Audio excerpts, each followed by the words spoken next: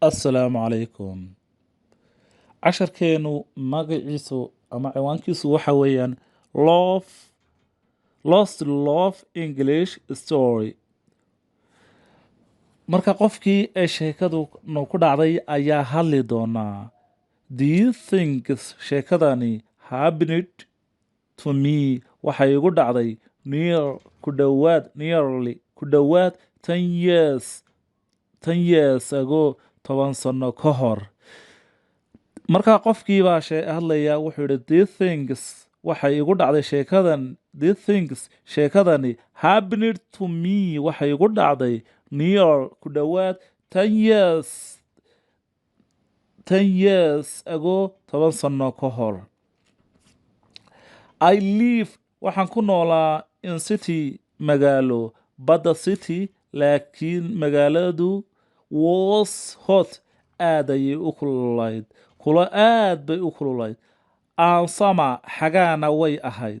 I went waxaan doonayay to see the country inaan ku soo wareego waddanka.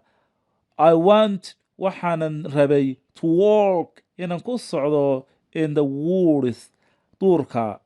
And see aan arko green trees dhirta cagaaran.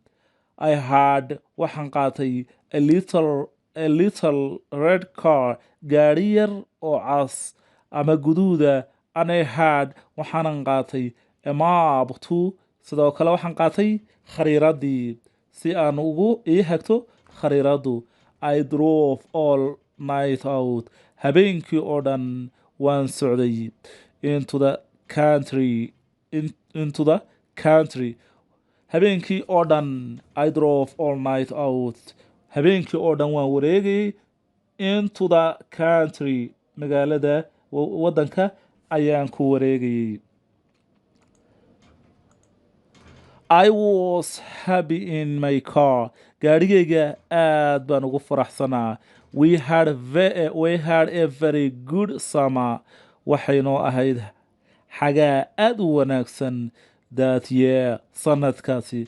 The country waddanku was very pretty aad ayuu u qurxoonaa. In the early morning subaxa hore. The sun qoraxdu was hot aad ayay u kululayd, qoraxduna way kululayd. And the sky cirkuna was blue wuxuu ahaa was buluug buu ahaa. I heard waxaan maqlayay the birds waxaan maqlayay shimbiraha into the trees dhirta dushooda shimbiraha dhirta dusheeda ayaan maqlayay. And then dabadeetna my car stopped gaarigaygii ayaa si dhaqso leh gaarigaygii ayaa joogsaday suddenly si dhaqso leh. waxaan idhi what's wrong maxaa khaldan. casharkeenii maanta intaasuu ku egay. casharkani wuxuu leeyahay qayb labaad iyo qayb saddexaad iyo qayb afraad. fadlan la sii soco ardayda kalena u gudbi. waad mahadsantahay.